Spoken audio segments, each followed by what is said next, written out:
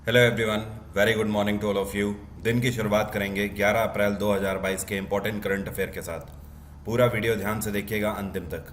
PDF और Telegram दोनों का लिंक वीडियो के डिस्क्रिप्शन बॉक्स में है, तो आप दोनों का अवेल कर सकते हो डिस्क्रिप्शन से। चलिए स्टार्ट करते हैं आज का वीडियो।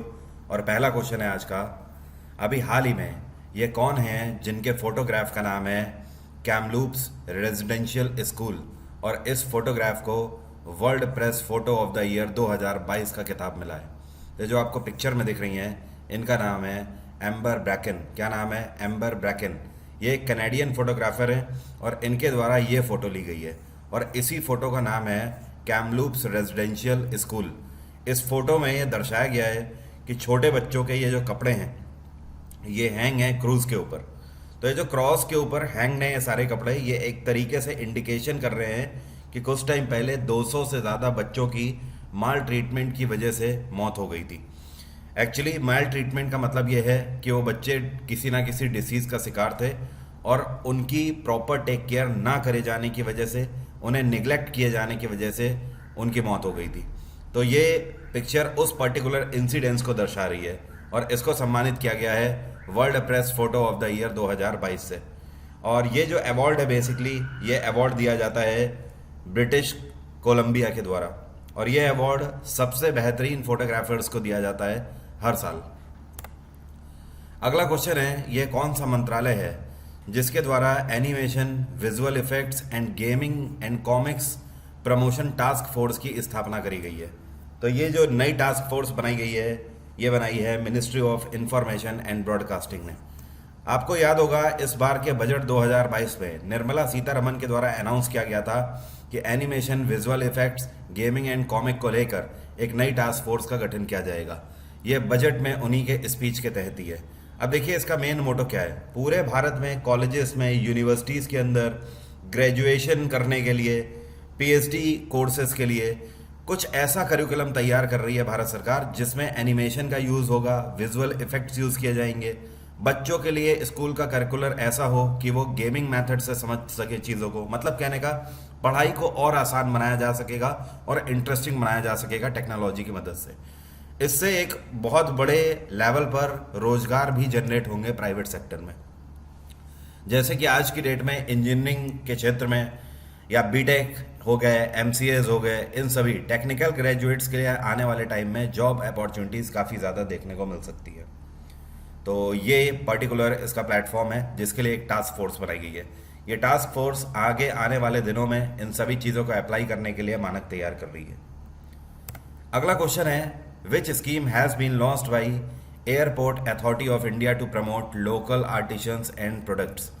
भारत के जो हमारे लोकल आर्टिशंस हैं, मतलब जो स्थानीय कारीगर हैं भारत में रहने वाले और जो छोटी छोटी वस्तुएं बनाते हैं, जैसे कि आप बोल सकते हो पूरे भारत में जो एमएसएमईज के वर्कर हैं उनके प्रोडक्ट्स को प्रमोट करने के लिए एयरपोर्ट अथॉरिटी ऑफ इंडिया ने कौन सी स्कीम लॉन्च करी है? तो इस स्कीम का नाम है अवसर। अवसर का फुल फॉर्म है airport as venue for skilled artisans of the reason.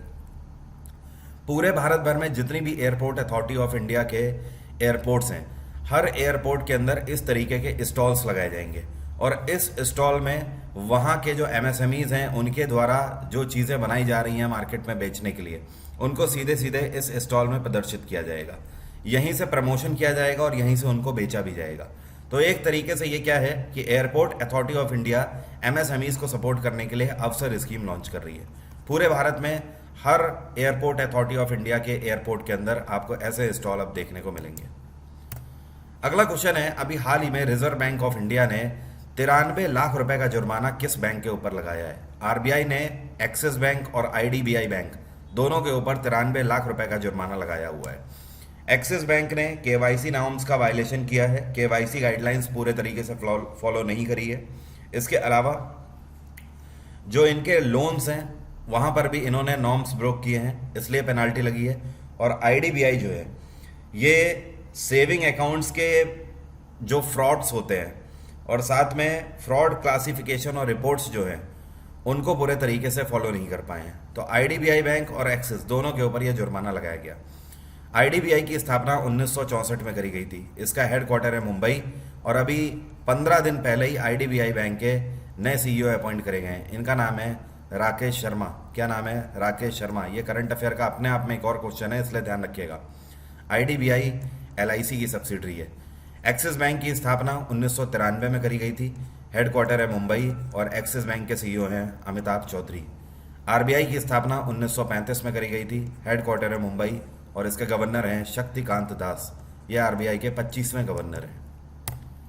अगला क्वेश्चन है, ये कौन सी जगह है जहां पर अभी हाल ही में डीआरडीओ के द्वारा solid fuel ducted RAM jet का सफलतापूर्वक परीक्षण किया गया?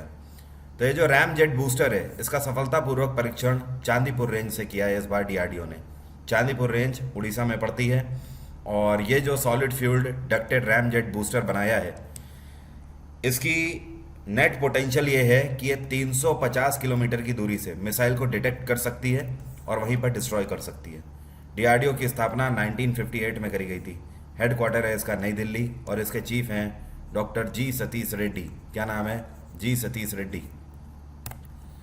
अगला क्वेश्चन है, ये कौन सी ऑर्गेनाइजेशन है जिसके द्वारा दिल्ली यूनिवर्सिटी और गुरु घासीदास विश्वविद्यालय के अंदर भीमा भोई चेयर की स्थापना करी जाएगी?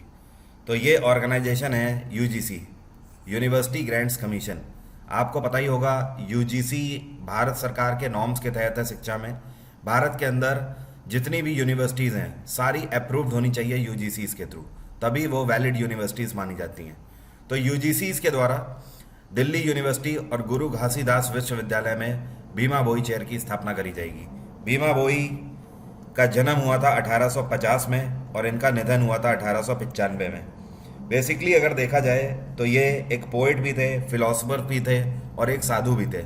इन्होंने अपने पूरे जीवन काल में कास्ट सिस्टम के खिलाफ अपनी लड़ाई जारी रखी। तो इनके नाम पर 2 जगहों पर स्टैचू इनॉग्रेट किया। गुरु घासीदास विश्वविद्यालय कहाँ पर है? ये पड़ता है छत्तीसगढ़ के बिलासपुर में। अगला क्वेश्चन है, अभी हाल ही में किताब लॉन्च हुई है। इस किताब का नाम है not just a night watchman my innings in the BCCI. ये किताब किसके द्वारा लिखी गई है? तो ये किताब विनोद राय ने लिखी हुई है। किसने? विनोद राय। और ये भारत के सीएजी भी रह चुके हैं, comptroller and auditor general of India. इसके अलावा 2017 में सुप्रीम कोर्ट की एडमिनिस्ट्रेशंस कमेटी में भी इनको चीफ के रूप में अपॉइंट किया जा चुका है। तो विनोद राय के द्वारा किताब लिखी गई है बीसीसीआई के ऊपर। अगला क्वेश्चन है, ये कौन सी राज्य सरकार है जिसके द्वारा अभी हाल ही में मुख्यमंत्री उद्यम क्रांति योजना लॉन्च करी गई है? तो इसको लॉन्च किया है शिवराज सिंह चौहान की सरकार ने मध्य प्रदेश के अंदर। अब देखिए ये स्कीम है क्या, जिसका नाम है मुख्यमंत्री उद्यम क्रांति योजना। इसके तहत मध्य प्रदेश के अंदर ऐसे युवा जो कि अपना खुद का रोजगार करना चाहते हैं, मतलब खुद का व्यापार करना चाहते हैं, उनको 1 लाख रुपए से लेकर 50 लाख रुपए तक का लोन मिल सकता है। और इसमें जो इंटरेस्ट रेट उन पर लगेगा मात्र 3%, जो कि आज की डेट में कोई भी बैंक के पर्सनल लोन से कहीं ज़्यादा कम है। तो सरकार यहाँ पर इस स्कीम के तहत मध्य प्रदेश के अंदर उद्यमियों को एक तरीके से रोजगार करने के लिए सपोर्ट कर रही है। आप अपनी क्रेडिबिलिटी के आधार पर 1 लाख से 50 लाख के बीच में लोन ले सकते हो। और मध्य प्रदेश में गवर्नर कौन है इस टाइम पे? मांगू भाई पटेल। कौन है? मांगू भाई पटेल। झारखंड में हेमंत सोरेन की सरकार है, राजस्थान में अशोक गहलोत की सरकार है, गुजरात में भूपेंद्र पटेल की सरकार है। अगला क्वेश्चन है, अभी हाल ही में DGC ladies open amateur golf championship का 11वां संस्करण किसके द्वारा जीता गया? तो इस बार इसको जीता है रिया जादौन ने। रिया जादौन मात्र 13 साल की खिलाड़ी हैं। नेक्स्ट क्वेश्चन है, अभी हाल ही में यह कौन सा शहर है जहां पर इन्फोसिस और रोल्स रॉयस दोनों ने मिलकर aerospace engineering and digital innovation centre की स्थापना करी है? तो इन्फोसिस आप सभी को पता है आईटी के क्षेत्र में एक बहुत बड़ी कंपनी है। और इसके अलावा रोल्स रॉयस की अगर बात करी जाए तो ये पूरे दुनिया में ऑटोमोबाइल्स के क्षेत्र में, या फिर आप बोल सकते हो मैकेनिकल इंजीनियरिंग के क्षेत्र में बहुत बड़ी कंपनी है। तो दोनों ने मिलकर डिजिटल इनोवेशन सेंटर की स्थापना बेंगलोर के अंदर करी हुई है। अब देखिए सवाल ये उठता है कि ये दोनों कंपनी, एक आईटी कंपनी, एक मैकेनिकल कंपनी, दोनों एक साथ आ कैसे गए? अल्टीमेटली दोनों रिसर्च एंड डेवलपमेंट के क्षेत्र में आना चाहते हैं और दोनों एक दूसरे के साथ एक्सपीरियंस शेयर करेंगे। इन्फोसिस को आने वाले टाइम में मैकेनिकल क्षेत्र में भी काम करने का एक्सपीरियंस मिलेगा रोल्स रॉयस से, और रोल्स रॉयस तो टेक्नोलॉजी का यूज़ करते ही करते हैं, तो इन्हें इन्फोसिस का सीधा फायदा मिलेगा। इन्फोसिस की स्थापना 1981 में करी गई थी। इसका हेडक्वार्टर है बेंगलोर और इसके चेयरपर्सन है इस टाइम पे सलील पारेख। कौन है? सलील पारेख।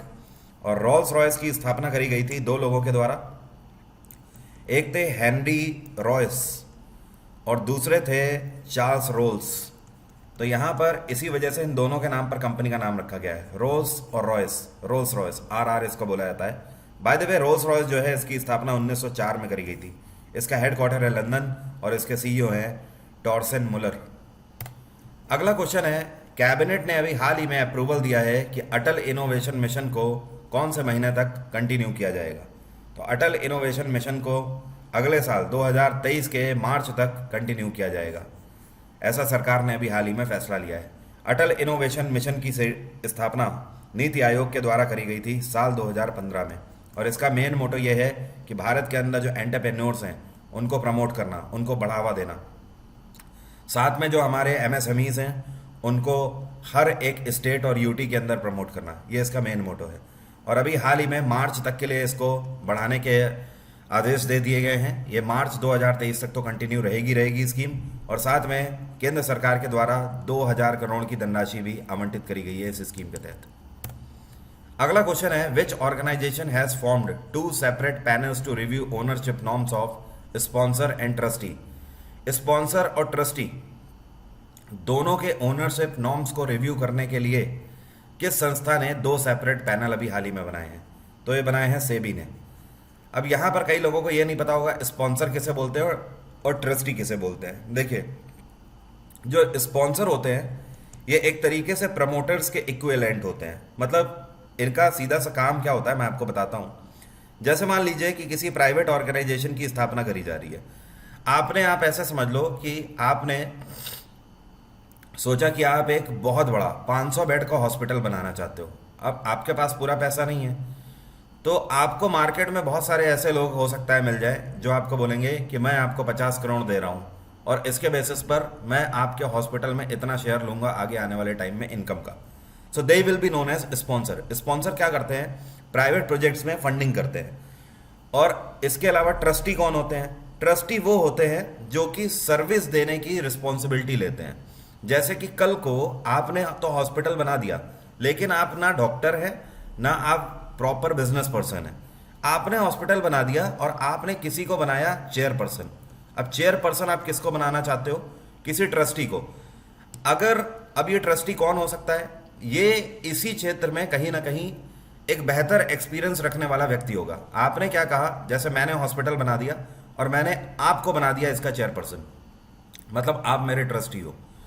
आपकी अब ये जिम्मेदारी है कि मेरे जो भी कस्टमर्स होंगे आप उन्हें फैसिलिटी दोगे। ओके, तो ट्रस्टी फैसिलिटीज देने की रिस्पॉन्सिबिलिटी लेते हैं और स्पॉन्सर जो हैं वो फंडिंग करते हैं। तो भारत सरकार में इसके द्वारा दोनों के लिए नॉर्म्स भी हैं, मतलब अपने मानक हैं। उन्हीं मानकों की जांच करी जाएगी कि पूरे भारत में कितने स्पॉन्सर्स वैलिड हैं और कितने नहीं वैलिड हैं, कितने ट्रस्टीज सही तरीके से मानक पे चल रहे के कार्य कर रहे हैं और कितने नहीं कर रहे हैं। इन सारी चीज़ों को रिव्यू किया जाएगा इन 2 पैनल्स के थ्रू। अब यहाँ पर ये जो 2 पैनल बनाए जाएंगे, एक तो स्पॉन्सर्स के लिए पैनल बनाया जा रहा है, तो इसको लीड करेंगे, मतलब इसके हेड हैं बाला सुब्रमण्यम। और बाला सुब्रमण्यम कौन है? ये आदित्य बिरला सन लाइफ के एमडी और सीईओ हैं। इसके अलावा जो ट्रस्टी ग्रुप के हेड होंगे इनका नाम है मनोज वैश्य। क्या नाम है? मनोज वैश्य। और मनोज वैश्य कौन है? ये एक इंडिपेंडेंट ट्रस्टी है। और सेबी की स्थापना 1992 में करी गई थी। इसका हेडक्वार्टर है मुंबई और अभी हाल ही में सेबी में पहली बार किसी महिला को चेयरपर्सन की पोस्ट पे अपॉइंट किया गया है। इनका नाम है माधवीपुरी बुश। क्या नाम है? माधवीपुरी बुश। अगला क्वेश्चन है, यह कौन सी संस्था है जिसके द्वारा एंटी ह्यूमन ट्रैफिकिंग सेल की स्थापना अभी हाल ही में करी गई है? यह है एनसीडब्ल्यू। इसको क्या बोलते हैं? National commission of women India. तो एनसीडब्ल्यू ने एंटी ह्यूमन ट्रैफिकिंग सेल की स्थापना करी है जो कि इस बात को मॉनिटर और कंट्रोल करेंगे कि भारत के अंदर महिलाओं के खरीद फरोख्त का व्यापार बिल्कुल भी ना होने पाए। आपको तो पता ही है हमारे फंडामेंटल राइट में, राइट अगेंस्ट एक्सप्लॉयटेशन में आर्टिकल 23 के तहत यह प्रावधान है। आर्टिकल 23 हमें बताता है कि इंसानों की खरीद फरोख्त का व्यापार आप नहीं कर सकते, ये पूरे तरीके से इलीगल है। एनसीडब्ल्यू की स्थापना 1992 में करी गई थी और इसका हेडक्वार्टर है नई दिल्ली। इस टाइम पे इसकी एग्जीक्यूटिव डायरेक्टर हैं ललिता कुमार मंगलम। क्या नाम है? ललिता कुमार मंगलम। अगला क्वेश्चन है, यह कौन सी भारतीय संस्था है जिसने अभी हाल ही में यूनाइटेड नेशंस ग्लोबल कॉम्पैक्ट को ज्वाइन कर लिया है। तो यूएनजीसी को ज्वाइन किया है अभी हाल ही में RA.AG ने। अब देखिए यूएनजीसी क्या करते हैं। यूएनजीसी के द्वारा पूरे वर्ल्ड भर में सस्टेनेबल डेवलपमेंट गोल का एजेंडा चलाया जा रहा है। मतलब कहने का आपको मैं बताता भी हूँ कि हर साल यूनाइटेड नेशंस के द्वारा एक लिस्ट जारी करी जाती है। उसमें यह बताया जाता है कि दुनिया भर के कौन से ये बेहतर देश हैं जो कि सस्टेनेबल डेवलपमेंट गोल के कार्य कर रहे हैं। देखो यूएन ने 17 ऐसे गोल बनाए हुए हैं जिनको अगर आप अचीव करते हो तो आप एक डेवलप्ड कंट्री बन जाते हो। अब इन 17 गोल में बहुत सारी चीज़ें हैं, जैसे कि कंट्री के अंदर करप्शन नहीं होना चाहिए, जॉब अपॉर्चुनिटीज़ होनी चाहिए, बच्चे कुपोषण का शिकार नहीं होने चाहिए, जेंडर इक्वलिटी होनी चाहिए, शिक्षा अच्छी मिलनी चाहिए, पीने के लिए साफ पानी होना चाहिए, स्पोर्ट्स में बेहतर कार्य होना चाहिए, ठीक है, ब्राइबरी नहीं होनी चाहिए। ये सारी चीज़ें मिलाकर टोटल 17 ऐसे टारगेट हैं जो कि हर देश को फॉलो करने होते हैं। और आपने देखा होगा कि पिछली बार जो SDG लिस्ट जारी करी गई है सस्टेनेबल डेवलपमेंट गोल की, उसमें भारत की कोई अच्छी रैंक नहीं थी। इस वजह से RAG ने यूएनजीसी के साथ अभी हाल ही में पैक्ट साइन किया है और RAG भारत के अंदर इन 17 सस्टेनेबल डेवलपमेंट गोल को अचीव करने में मदद करेंगे। ये है यहाँ पर सीधी सी बात। अगला क्वेश्चन है, अभी हाल ही में RBI के द्वारा 2023 के लिए भारत का GDP कितना प्रिडिक्ट किया गया है। रिजर्व बैंक ऑफ इंडिया जो कि हमारा सेंट्रल बैंक है, इसने 7.2% का प्रिडिक्शन दिया है अगले साल भारत के GDP के लिए। RBI की स्थापना करी गई थी 1935 में और इसके गवर्नर हैं शक्तिकांत दास। आप सभी लोग ध्यान रखिए, आज है 11 तारीख, परसों के दिन से 13 अप्रैल से नया एंशिएंट हिस्ट्री का फुल बैच मेरा स्टार्ट हो रहा है। आप इसे अनअकैडमी प्लस में ज्वाइन कर सकते हो। साथ में स्टैटिक जीके का बैच तो चल ही रहा है। मतलब इस टाइम पे आपके पास सुपर अपॉर्चुनिटी है, आने वाले एग्जाम्स के लिए आप दोनों बैच को एक साथ कर सकते हो। अनअकैडमी को सब्सक्राइब करने के लिए वरुण 777 डिस्काउंट कोड है, आप इस कोड का यूज़ करते हैं तो अप्रैल मंथ के बेस्ट ऑफर्स आपको मिल जाएंगे और साथ में 15% तक का डिस्काउंट भी आपको अवेल हो जाएगा। स्टैटिक जीके का जो बैच है, यहाँ पर मैं आपको हिंदी और इंग्लिश दोनों की PDF अलग अलग दे रहा हूँ। और अगर आपने टेलीग्राम अभी नहीं ज्वाइन किया है तो कर लीजिए, क्योंकि 2021 के जितने भी इंपॉर्टेंट करंट अफेयर की PDF है वो सारी मैंने कल अपलोड कर दी है। तो 2 PDF मैंने अपलोड करी है टेलीग्राम पे। अगर आपने अभी तक डाउनलोड नहीं करी है तो तुरंत जाइए टेलीग्राम पे और जाके उसे डाउनलोड कर लीजिए। टेलीग्राम का लिंक वीडियो के डिस्क्रिप्शन बॉक्स में है। आज की बात यहीं तक। Bye bye, take care, have a nice day. आपका दिन मंगलमय हो।